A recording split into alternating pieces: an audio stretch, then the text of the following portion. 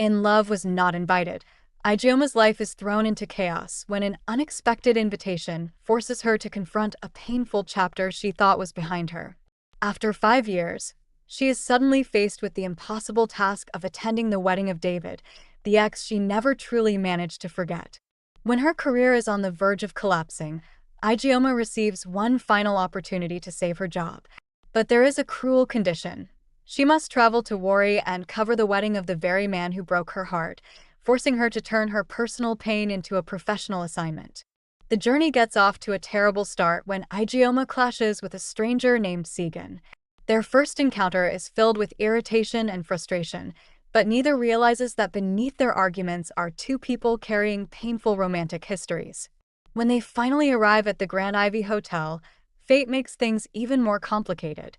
Ijeoma and Segun discover that their rooms are directly across from each other, meaning the two strangers who could barely stand each other are now impossible to escape. As Ijeoma begins covering the wedding, she unexpectedly grows close to the bride, Rookie. She helps with the final preparations and earns the bride's trust, but that only makes things harder because Ijeoma is carrying a secret about her history with the groom. Then Ijeoma discovers a list of names and addresses containing a connection to David. Suddenly, she realizes that her presence at the wedding may not be a simple coincidence, and the hidden history surrounding the couple is about to come crashing into the open. The biggest twist arrives when Segun's true connection to the wedding is revealed. The annoying stranger Ijeoma has been clashing with is actually Rookie's ex. Now, the two heartbroken exes realize they have been brought together by the same complicated love story. Then everything explodes when the truth about the invitation and David's deception comes to light. Rookie confronts David, and the perfect wedding begins to fall apart as his hidden past and lies are finally exposed. After the confrontation, Ijeoma and Segun are forced to face their own pain.